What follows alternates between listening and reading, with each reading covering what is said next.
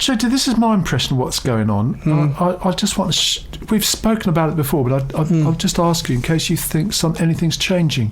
It just seems to me that there's almost no discussion in newspapers or on the radio about what's happening with universities, with the campus, with the accommodation. It's assumed that everything will go back to normal, that all this stuff that happened with moving online... Well, you say these things happen. You just don't know until there's a 10-storey building, in its place or being built. So there's no...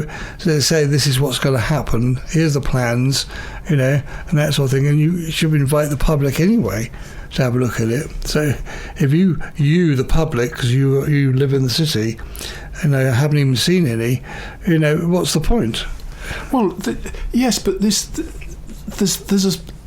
a background discussion about where any of this stuff... Well, some of it will be needed in some form, but the universities, it's not just Exeter, all of them are more or less ignoring the option to move. Well, they talk slightly about hybrid and blended learning, but it doesn't affect the way they invest in more and more buildings on the campus and more and more student accommodation.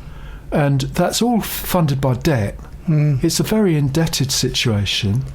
If Harlequins was able to issue the Harlequins credit card, and anybody could apply for one, and the Treasury will ask you to pay it back in 20 or 30 years' time if you've got the money, but maybe not.